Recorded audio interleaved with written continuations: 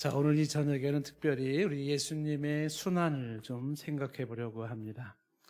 예수님의 순환은 고난주간에만 묵상하는 것이 아니라 우리가 수시로 그 주님의 순환을 좀 묵상을 해야 됩니다. 왜 그러냐면 이 그리스도의 순환이 그 내용이 우리의 신앙을 세운 것이고 그 신앙이 우리의 영혼을 충만케 한 것이기 때문에 그렇습니다. 신앙생활의 하나의 함정이라 할 수 있겠는데, 크리스찬이 아주 빠지기 쉬운 함정이 하나가 있습니다. 그게 뭐냐면 처음에 예수를 믿어서 교회를 오게 되면 처음에는 믿음을 가지고 교회 오시는 분들은 거의 없습니다. 그냥 친분관계 때문에 오거나 혹은 종교적 이유에 의해서 어떤 사연이 있어서 그리고 이제 교회를 오게 됩니다. 그렇게 교회 생활을 하다가 어느 순간에 예수님의 십자가 사건이 내게 부딪힙니다. 예수님의 흘린 보혈이 아주 감동적으로 찾아오면서 그리고 내가 죄인임을 알고 날 구원하시기 위한 주님의 그 순환과 피 흘린 십자가 사건에 감동을 하면서 비로소 신앙이 세워집니다. 그래서 이제부터는 그렇게 예수님을 만난 직후부터는 그 신앙이 근거가 돼서 교회에 온 이유가 되고 예배할 이유가 되고 봉사할 이유가 되고 찬양할 이유가 되는 겁니다. 그런데 그렇게 내 신앙을 세운 근거인 예수님의 순환 사건이, 그의 보혈의 사건이 또 신앙생활을 오래 하다 보면 언제부턴가 퇴색되기 시작합니다. 예수님의 순환 사건은 밋밋해지고 예수님이 그렇게 내 인생에 그렇게 감동적인 분으로 찾아오지 않게 됩니다. 바로 그런 상황에 돌아오면 신앙인들은 다시 교회는 다니지만, 그리고 내게는 아직도 여전히 옛날에 그 뜨거운 신앙이 있는 것처럼 보여질지 모르지만 그 신앙은 굉장히 식어진 상태임을 보게 됩니다. 그래서 예전 같은 열정도 없어지고 예전 처음에 그 예수님을 만났던 첫사랑의 그 뜨거움도 없어지고 헌신도 없어진 상태에서 무덤덤하게 신앙생활을 해나가는 겁니다. 신앙을 세웠던, 내가 신앙생활의 이유와 근거가 되었던 그 예수님의 십자가 사건, 그 고난과 순환의 사건이, 그것이 식어져가고 퇴색돼가고 그것이 무디어져가는 보통 신앙인들의 삶이라는 것입니다. 우리가 지금 코로나를 겪으면서도 저와 여러분들이 체크를 하셔야 되는 것이, 그 예수님의 그 순환과 고난이 지금 나에게 어떤 감동으로 찾아오고 있는지, 지금도 그 고난을 생각하고 나를 위한 주님의 보혈을 생각할 때 몸둘 바를 모르면서 내 영혼에 촉촉히 적셔오는 은혜가 있는 것인지를 돌아봐야 됩니다. 그것이 예전 같지 않다 그러면 이미 나는 예수님과 거의 상관이 없이 멀어져 있는 상태에서 메말라가고 있는 신앙임을 알 수가 있습니다. 이런 취지에서 우리는 고난주간에만 봐야 될 순환의 말씀이 아니라 또 우리가 일상 속에서도 우리는 수시로 십자가 달린 예수님을 봐야 되고 고난당하시는 주님을 묵상해야 합니다. 그래서 오늘 저는 특별히 이 시간에 예수님의 순환에 대한 것을 생각해 보려고 합니다. 우리가 읽은 요한복음 18장은 예수님이 드디어 체포를 당하시는 장면으로서 순환의 시작을 말해주고 있습니다. 예수님이 당하는 순환을 보면 몇 가지 특징이 있는데 그 특징을 한번 짚어보려고 합니다. 첫 번째 그 순환의 특징이 뭐냐면 홀로 겪는 순환이었음을 보게 됩니다. 홀로 겪는 순환, 고독한 순환이었습니다. 오늘 말씀 12절 말씀 보면은 이에 군대와 천부장과 유대인의 아랫사람들이 예수를 잡아 결박하여 라고 말하고 있습니다. 여기 군대와 할 때 군대가 200명에서 600명입니다. 한 사람 예수를 잡으려고 200명 혹은 600명의 사람들이 왔다는 이야기를 하고 있습니다. 예수님은 홀로 이 군대와 천부장 유대인 하속들을 연합 세력을 맞이하고 있습니다. 찾아오는 그들은 숫자도 많았지만 그들에게는 공권력이라는 것도 있었고 그들에게는 칼도 있었고 창도 있었습니다. 그런데 예수님은 비무장입니다. 맨몸입니다. 그리고 홀로 그 사람들과 맞서고 있는 모습입니다. 주님의 순환의 모습입니다. 주님은 혼자서 깊은 밤을 신음하며 보내셨고, 그리고 주님은 홀로 결박을 당하시고 홀로 자신을 변호하시고 홀로 싸워야 했습니다. 싸워야 할 때 내 편이라도 있다면, 주변에 몇 명이라도 같이 해주는 사람이 있다 그러면 덜 외롭고 덜 힘들었을 겁니다. 그런데 홀로 이 순환을 감수해야 했었던 예수님의 모습입니다. 그래서 홀로 감당하는 이 순환은 더 버겁게 느껴질 수도 있습니다. 그런데 주님은 그 순환을 기꺼이 받아들입니다. 왜냐하면 사랑 때문입니다. 예수님께서는 이러한 순환을 통하여서 죄인을 구원하시기 위한 주님의 그 사랑은 외로운 순환을 받아들인 겁니다. 고독한 순환을 받아들인 겁니다. 지금 우리 중에 홀로 어떠한 고난을 당하거나 순환을 당하시는 분이 있다 그러면, 이 외롭고 쓸쓸하게 고난을 당하고 계시는, 순환을 당하고 계시는 예수님을 묵상해 보시기를 바랍니다. 그리고 예수님처럼 사랑으로 이기는 은혜가 있기를 또한 바랍니다. 예수님의 순환의 두 번째 특징은, 첫 번째가 홀로 겪는 고독한 순환이었다면, 두 번째 그 순환의 특징은 배신의 순환입니다. 배신의 순환. 유다의 배신이 채 가시기도 전에 베드로의 배신이 이어지고 있는 것이 오늘의 모습입니다. 15절 말씀 보면 시몬 베드로와 또 다른 제자 한 사람이라는 것은 이 글을 쓰고 있는 사도 요한입니다. 이 사람이 예수를 따르니 이 제자는 대제사장과 하는 사람이라 예수와 함께 대제사장의 집들에 들어가고, 이어지는 16절에 베드로는 문 밖에 서 있는지라. 문 밖에 서 있는 베드로. 대제사장을 아는 그 다른 제자가 나가서 문 지키는 여자에게 말해 베드로를 데리고 들어왔다는 이야기를 합니다. 다른 제자들은 다 도망갔습니다. 오직 두 명의 제자만이 주님의 이 모습을 지켜볼 따름입니다. 베드로는 문 밖에 서 있었다, 이렇게 되어 있는데, 같은 본문을 다루고 있는 누가복음 22장 54절 말씀에는 이렇게 표현되어 있습니다. 예수를 잡아 끌고 대제사장의 집으로 들어갈 때 베드로가 멀찍이 따라가니라 라고 되어 있습니다. 베드로가 멀찍이 따라갑니다. 예수님의 가까이 같이 가는 모습이 아니라 멀찍이 따라갑니다. 예수님과 거리감이 생겨 있는 모습입니다. 예수님의 순환을 당할 때에 그의 제자들은 다 떠나간 홀로의 순환인과 동시에, 그리고 그토록 가장 믿었고 신뢰했던 베드로마저 이렇게 예수님과 멀어져 있는 상태를 보여주고 있습니다. 주님이 3년 동안 동고동락하면서 제자들에게 양육했고 말씀을 가르쳤습니다. 그 결과가 지금 이 모습입니다. 3년 동안 같이 먹으면서 발을 씻겨주면서 같이 지냈는데, 막상 결정적인 순간에 보니까는 다 떠나가 버려요. 예수님 곁에는 사람이 없습니다. 그리고 믿었던 베드로마저도 주님과 거리를 두면서 마치 주님과 나는 상관이 없는 사람인 것처럼 그렇게 자리를 유지하고 있는 모습을 보게 됩니다. 3년 동안 애쓰고 수고한 결과가 이런 모습이라는 것은 충분히 실망스러울 만하고 화가 날 만한 모습입니다. 만약에 이것이 우리의 일상이라면 어떻게 됐을까요? 누군가를 위해서 3년 동안 정말 애쓰고 수고해서 다 퍼주었습니다. 고생했습니다. 그런데 보니까 이런 식으로 떠나가기 시작하고 이런 식으로 모른 척하면서 거리를 두는 사람이 있다면 굉장히 실망이 될 겁니다. 아마도 이런 말을 하겠죠. 내가 너희들을 어떻게 키웠는데 고작 이런 거냐. 내가 너희들을 위해서 얼마나 고생을 했는데 그럴 수가 있느냐. 내가 너희들을 위해서 희생한 게 얼만데 어떻게 이럴 수가 있느냐. 그런 말이 나올 만합니다. 수고했던 모든 것들은 실망으로 이어지고, 그 실망은 분노로 이어지고, 분노는 상대에 대한 적대감으로 바뀔 수 있습니다. 그런데 주님께서는 그러한 배신의 순환을 친히 받아들이는 겁니다.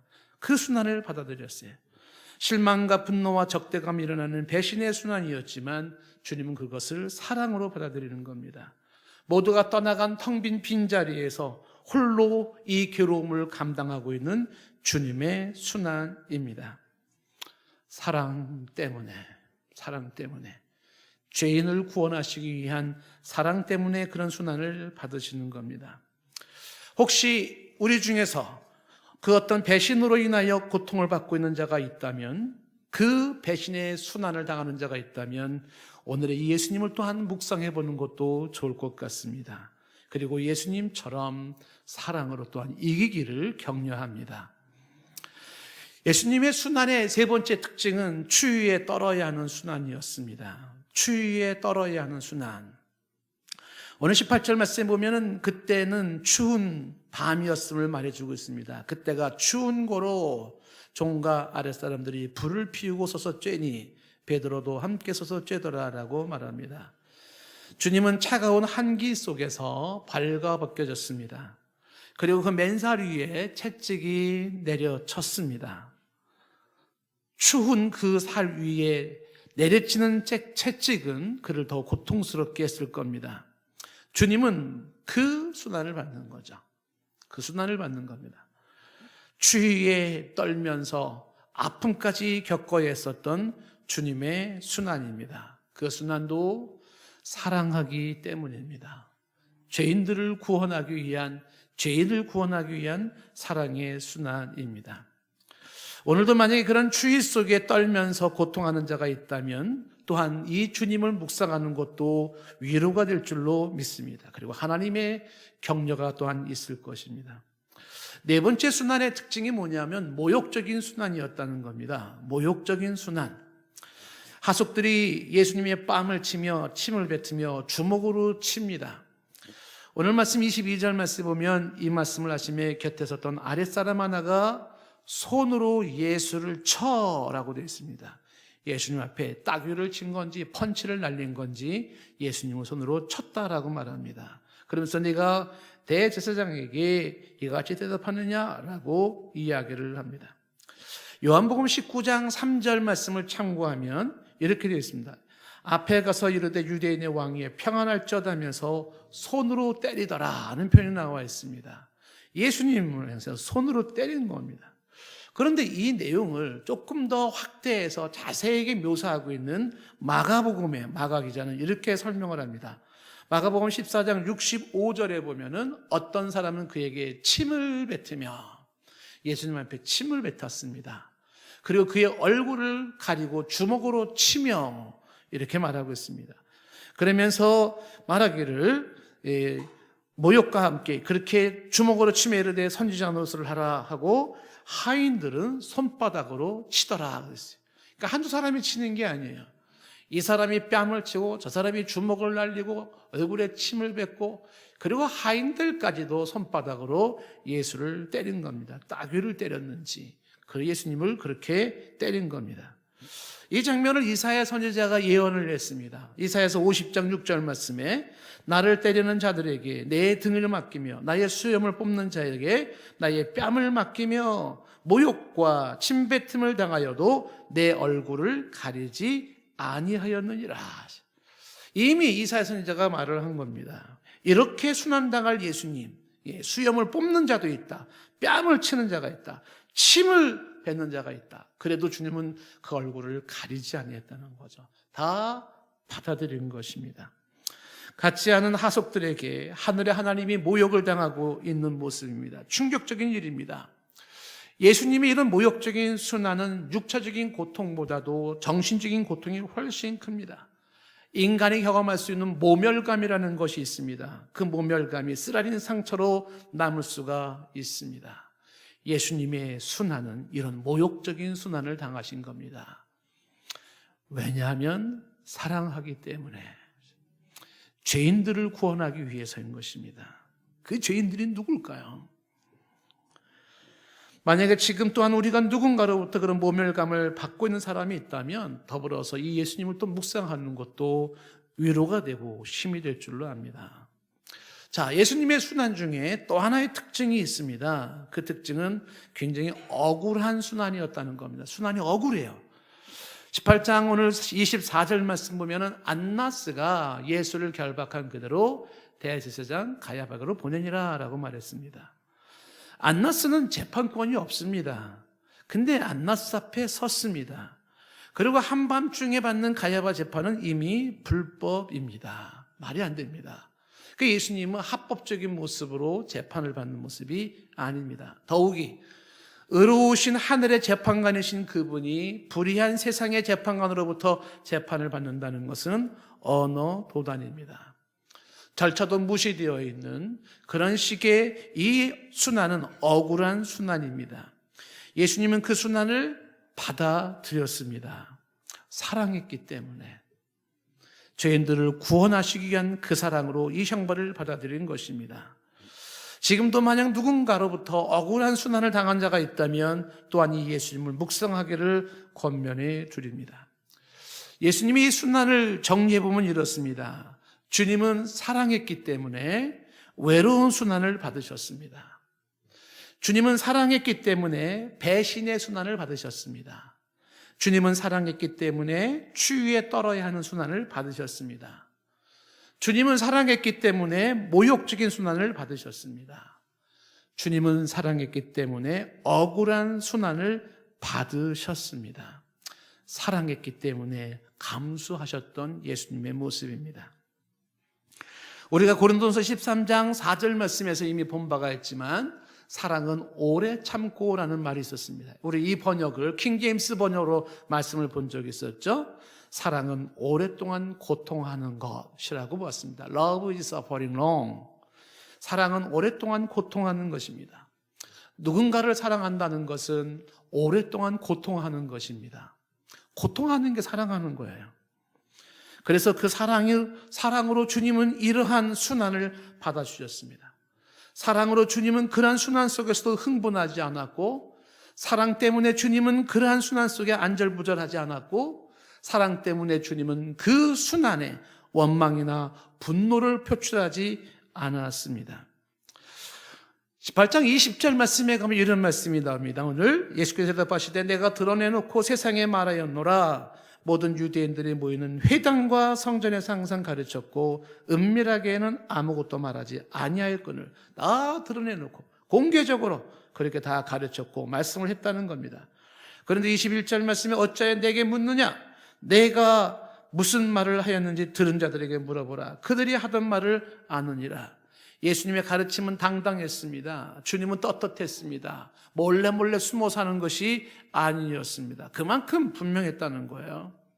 자, 그런데 22절 말씀에 이 말을 할 때 곁에 섰던 아랫사람 하나가 손으로 예수를 쳤다고 말합니다. 그래서 대제사장한테 이같이 말을 하냐라고 이야기를 하는 것입니다.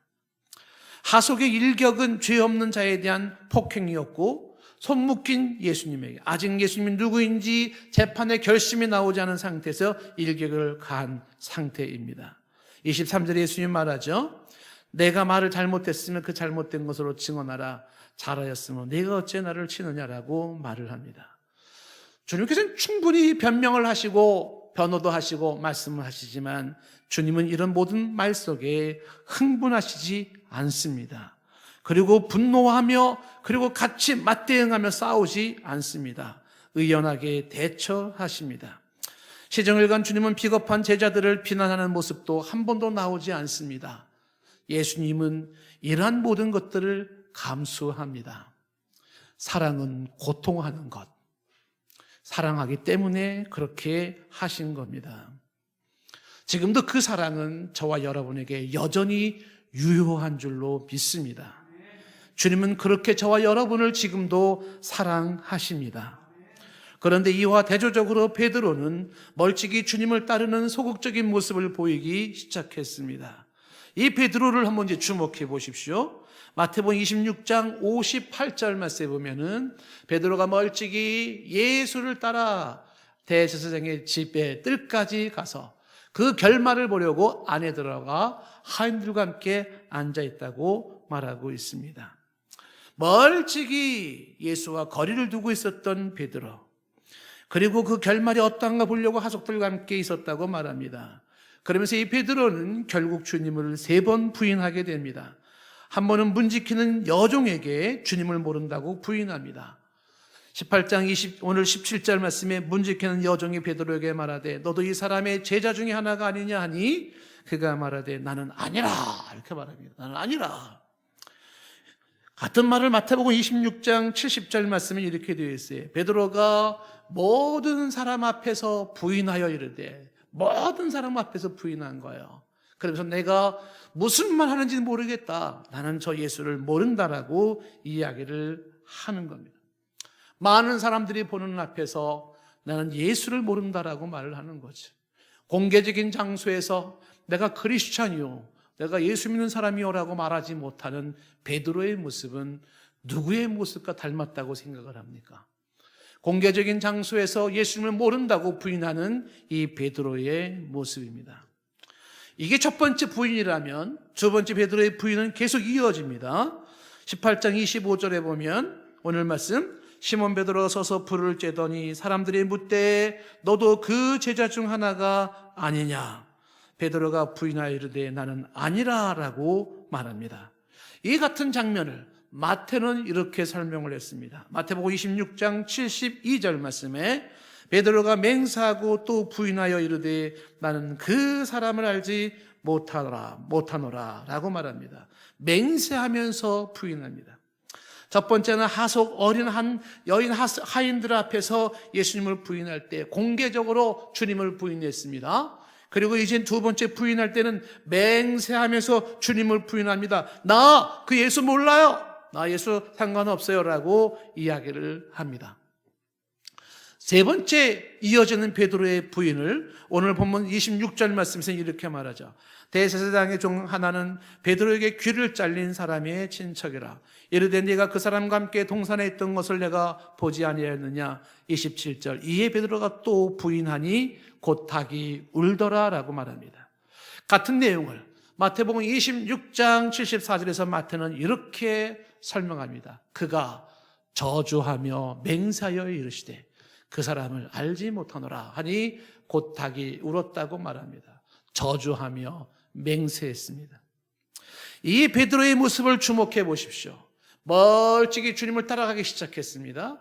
그리고 멀찍이 따라갔던 그 상태에서 이제는 사람들 앞에서, 많은 사람 앞에서 나 예수 모릅니다 얘기를 했습니다. 여기서 한 단계 더 나갑니다. 맹세하는데, 내가 정말 얘기하는데 나 저 예수 몰라, 예수 나랑 상관이 없어. 더 나갑니다. 난 예수를 저주해, 난 저 예수를 나는 싫어해. 그 저주에게 욕을 하고 예수님을 향하여 욕을 하면서 예수님을 부정하고 있는 베드로의 모습입니다. 한번 무너지기 시작한 신앙이 점점 심하게 무너지는 모습을 보게 됩니다. 이걸 경계하셔야 됩니다. 무너지기 시작하는 신앙이 점점 심하게 무너집니다. 한때 베드로는 호언장담했습니다. 마태복음 26장 33절에 베드로가 말하기를 이렇게 말했어요. 모두 주를 버릴지라도 나는 결코 버리지 않겠습니다. 호언장담을 했습니다. 그랬던 베드로가 어떻게 예수님을 저주까지 하는 상태에 왔습니까? 주님과 멀어진 모습이에요. 주님과 멀어졌어요. 언제부턴가 주님과 내가 거리가 생겼습니다. 마음속으로는, 입술로는 예수님을 믿는다고 말을 하는데 그 예수님은 나랑 거리가 멀어 있는 상태가 있었던 모습입니다. 주를 버리지 않겠다고, 결코 버리지 않겠다고 맹세했던 베드로의 신앙은 무너진 겁니다. 마태복음 26장 이어지는 34절 말씀에 그때 예수님이 이 베드로에게 말씀을 했죠. 나를 결코 버리지 않겠다고, 내가 진실로 내게 이르노니 오늘 밤 닭 울기 전에 내가 3번 나를 부인하리라 그랬습니다. 넌 나를 부인할 거야. 그랬더니 35절에 베드로가 또 받아칩니다. 뭐라고 말합니까? 이르되 내가 주와 함께 죽을지언정 주를 부인하지 않겠나이다 하고 모든 지도도 그와 같이 말하였다고 말합니다. 죽는 한이 있어도 주님을 부인하지 않겠다던 베드로의 모습입니다. 이 유사한 장면이 요한복음 13장 36절에서도 시몬 베드로에게 예수님이 주여 어디로 가시나이까 얘기할 때 주님이 말씀하시기를 내 가는 곳을 너는 지금 따라올 수 없다, 후에 따라온다라고 얘기를 했어요. 그랬더니 37절에 베드로가 이야기하죠. 주여 내가 지금은 어째 따라갈 수 없습니까? 주를 위하여 내 목숨을 버리겠나이다 라고 말했던 베드로입니다. 그러한 베드로가 한 여종의 말 한마디에 속절없이 무너집니다. 그 무너짐은 점점 심해집니다. 사탄은 신앙의 작은 틈을 타고 들어와서 점점 더 큰 신앙의 틈을 만들어냅니다. 작은 시험에 무너지기 시작한 것 점점 큰 시험거리가 되어 넘어지고 있는 모습입니다. 하나가 둘이 되고 둘이 셋이 되며 점점 주님과 멀어지는 상태입니다. 멀찍이 주님을 따라갔어요. 그리고 주님을 부인하기 시작했어요. 공개적인 부인을 했습니다. 맹세하면서 부인합니다. 그리고 저주하면서 부인을 합니다. 저는 이것이 두렵습니다. 코로나를 경험하면서 비대면 예배를 드리는 이 초유의 사건이 벌어지면서 처음에 비대면 예배를 드릴 때는 그래도 유튜브라도 예배를 드릴 수 있으니까 감사하지 하면서 정성을 다해서 집에서 드리는 예배일지라도 복장을 가다듬고 그리고 예배 드렸을지 모릅니다. 그런데 언제부턴가 시간이 흘러가면서 이제는 그저 적당하게 옷을 입고 왔다 갔다 하고 그리고 시간을 때우는 듯한 예배로 전락됩니다. 그러다가 어쩌다 드려지는 그런 예배로 또한 전락이 되어집니다. 신앙이 어디까지 갈런지 아무도 장담할 수가 없습니다. 멀찍이 주님과 멀어지기 시작했던 그 신앙이 어디까지 갈지 모르겠습니다. 공개적인 석상에서 나 저 예수 몰라요 라고 말할런지, 아니면 맹세하면서 저 예수 몰라요 라고 말할런지, 아니면 예수를 반대하며 예수를 저주하는 자리까지 갈런지 모릅니다. 이게 두렵습니다. 언제부턴가 예수님의 신앙이 사라지기 시작하고 주의 그 피 묻은 복음이 나로부터 멀어지기 시작하고 고난당한 그 예수님이 기억 속에 암울함을 스쳐가기 시작할 때 첫사랑의 그 가슴 설렸던 뜨거웠던 그 눈물은 메말라가기 시작합니다. 코로나의 이 시간을 겪으면서 교회가 멀어지고 신앙이 멀어지고 기도가 멀어지고 성도 간의 교제가 멀어지고 영성이 멀어져 가는 것이 두려운 것입니다. 오늘 저는 이 설교 속에서 특별히 주목하고 강조하고 싶은 부분이 있습니다. 사랑했기 때문에 주님은 이러한 순환을 감당하고 있는데 그 사랑하는 자는 그 예수님을 보기 좋게 이렇게 부정하고 있는 그 둘이 눈이 마주치는 순간이 다구는 밤이었다는 겁니다. 베드로가 주님을 3번 부인할 때 신문받던 그 주님이 그를 돌아보아 그 둘은 눈이 마주칩니다. 이 장면을 누가의 저자는 기록했습니다. 누가복음 22장 60절 말씀에 베드로가 이르되 이 사람아 나는 네가 하는 말을 알지 못하노라 라고 아직 말하고 있을 때에 닭이 곧 울더라 라고 말하고 있습니다. 그리고 바로 이어지는 61절 말씀에 주께서 돌이켜 베드로를 보시니, 닭이 울음소리와 함께 지금 베드로가 저주하면서 나는 너가 말하는 걸 알지 몰라, 나는 그 예수랑 상관이 없어 하는 그 순간에 꼬끼 닭이 울어요. 그때 주님은 돌아보면서 베드로를 쳐다봅니다. 그리고 베드로는 주께서 닭 울기 전에 네가 3번 나를 부인하리라 하는 그 말씀이 생각이 나서 62절 말씀에 밖에 나가서 심히 통곡하니라고 말합니다. 심히 통곡하더라. 주님과 베드로가 눈이 마주쳤습니다. 그를 사랑했기에 외로움과 배신과 추위와 모욕과 억울한 순환을 받으신 그 주님이 그 주님을 모른다고 맹세하며 저주하며 부인한 베드로와 눈이 마주쳤습니다. 내가 예수님을 모른다고 예수님을 향해서 부인하며 예수를 멀리하며 그를 맹세하며 저주했던 그 순간에 주님은 그러한 죄인을 사랑하기 위하여서 그 외로움을 겪고 그 배신을 수용하고 추위를 감당하며 모욕과 억울함을 감당하셨던 그 예수님이 눈이 마주치는 그 밤이 오늘 밤이었습니다. 주님이 이 베드로를 쳐다봤을 때 주님의 눈빛은 어떤 눈빛이었을까요? 주님은 그 눈빛으로 베드로에게 무엇을 말씀했을까요? 거봐, 내 말이 맞지. 내가 닭 울기 전에 내가 3번 나를 부인한다고 했지. 그렇게 했을까요? 야, 베드로, 너라는 인간은 그런 인간이야. 내가 이럴 줄 알았어.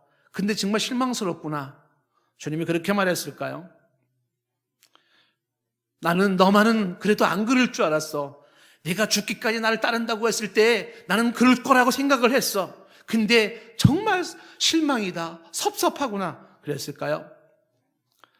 내가 지금 누구 때문에 이 고생을 하는데 너는 고작 그거밖에 안 돼?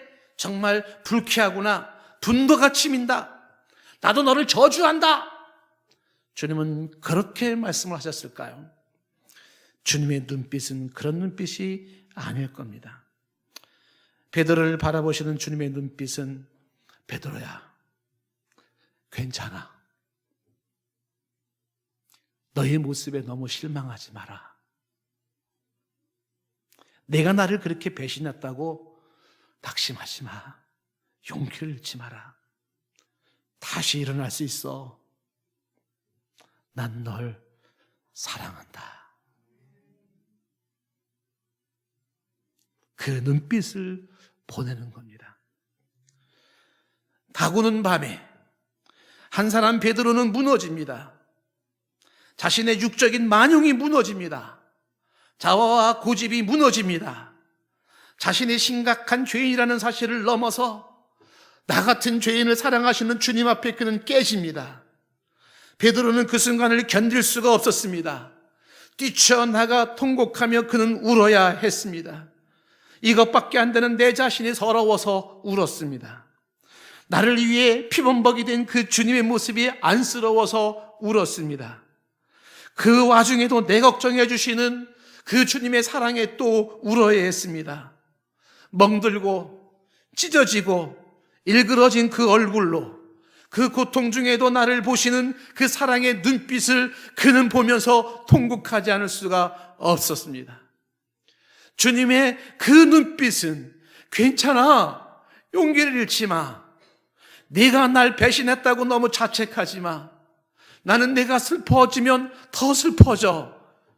주님의 이 모습에 베드로는 무너지는 겁니다.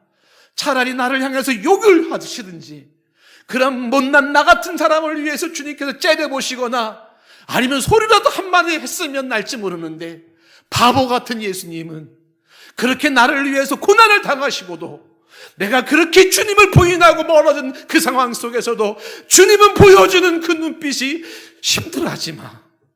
난 네가 힘들면 내가 더 힘들어져. 괜찮아. 나는 짓밟히기 위해서 온 거야. 용기를 잃지 마.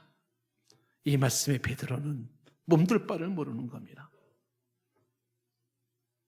그때가 다구는 밤이었습니다. 닭은 밤에 울지 않습니다. 새벽에 웁니다. 그런데 밤에 닭이 울었습니다. 주님이 뜬금없이 말했던 말씀이 성취되는 순간이었습니다. 다구는 밤은 특별한 밤이었습니다. 주님의 제자를 구원하시려고 주님이 순환을 받는 밤이었습니다. 그 밤에 제자는 주님을 부인하고 있었습니다. 다구는 밤에 주님은 사랑했기에 순환을 감당하시면서 꾹꾹꾹꾹 참으시면서 순환을 받으시고, 그런데 제자는 그 사랑하는 자를 비웃으며 저주하는 그 밤이었습니다. 다구는 밤에 제자는 안절부절 못하면서 어찌할 줄 모르면서 쭈삣쭈삣 주님의 눈을 봅니다. 그리고 그 주님이 또한 이 제자를 바라보며 눈과 눈이 마주치는 그 밤이었습니다. 나 같은 죄인과 날 사랑하시는 예수님이 눈이 마주치는 그 밤이 다구는 밤이었습니다. 다구름 소리가 다른 사람들에게는 대수롭지 않게 들렸을지 모릅니다. 그러나 베드로에게는 그 다구름 소리가 자신의 심령을 치는 하나님의 음성이었습니다. 그래서 이 베드로는 평생 그는 죽을 때까지 다구름 소리가 들리면 가슴을 치고 울었다는 교회사에 전해지는 이야기도 있습니다. 나의 사랑, 나의 예수님을 다시 만나는 그날 그 밤이 다구는 밤이었습니다. 나의 사랑, 나의 예수님을 다시 만나는 그 밤, 그 밤이 다구는 밤이었습니다. 저는 오늘 이 저녁이, 이 밤이 그 밤이 되기를 원합니다. 우리에게 다구는 밤이 되기를 원합니다. 어째부턴가 주님과 멀어져 메말라 있는 나의 심령, 언제부턴가 주님의 그 은혜에 감동하지 못하고 있는 메말라 있는 이 모습, 어쩌면 나는 공개적으로 주님을 부인하고 맹세하며 주님을 부인하고 그리고 호한 저주하면서 예수님을 멀리했을지 모르지만, 그런데 이 밤, 이 닭이 오는 이 밤에 나를 위해서 그런 수단을 당하시면서 그런 모습으로도 그런 나를 바라보시면서 내가 너를 사랑한다고 말씀하시는 그 예수님의 눈과 내 눈이 마주치는 이 밤 되기를 원합니다. 주님은 이 밤에도 말할 겁니다. 부끄럽고 처참한 그 모습을 갖고도 말할 겁니다. 용기를 잃지 마라. 나는 너를 사랑한다. 찬양 드립시다.